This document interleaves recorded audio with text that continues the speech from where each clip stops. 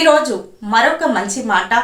ఈ కథలు, నీతులు, సూక్తులు, మంచి మాటలు అన్నీ పిల్లలను దృష్టిలో ఉంచుకొని తల్లి ప్రధాన గురువు కావాలి. ఏ బిడ్డకైనా సరే తల్లి ప్రథమ గురువు అవుతుంది. ఏ శిశువుకైనా సరే తల్లి మరి ప్రత్యేక శ్రద్ధతోటి పెంచిన పిల్లలు ఏ రకంగా ఉంటారో స్పష్టంగా తెలుస్తూ ఉంటుంది. కాబట్టి ఈరోజు మహనీయుని మాట గురించి ఇలా మనం తెలుసుకుందాము.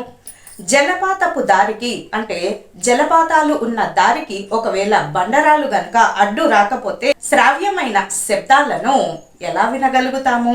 వినలేము. అలాగే జీవితంలో ఒడిదుడుకులు, కష్టాలు అధిగమించిన వారికే జీవితంలోని తీయదనము, కమ్మదనము, ఆ తర్వాత సుఖం యొక్క విలువ తెలుస్తుంది.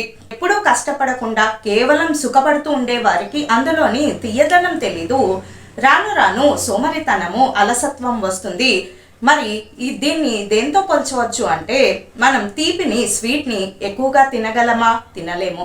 అలాగే సుఖాన్ని కూడా మితిమీరిన ఒక స్థాయి దాటిన తర్వాత సుఖం కూడా మరి కష్టంగా మారుతుంది.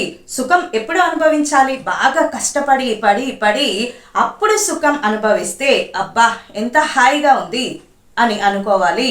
అది సుఖం విలువ తెలియడం. మాటలు పదునైనవి, చాలా జాగ్రత్తగా ఆచితూచి వాడాలి. అలాగే మాటలు బలమైనవి కనుక సున్నితంగా వాడాలి. ఎంత అవసరమో అంతే వాడాలి. ఎంతవరకు మాట్లాడాలో అంతవరకే మాట్లాడాలి.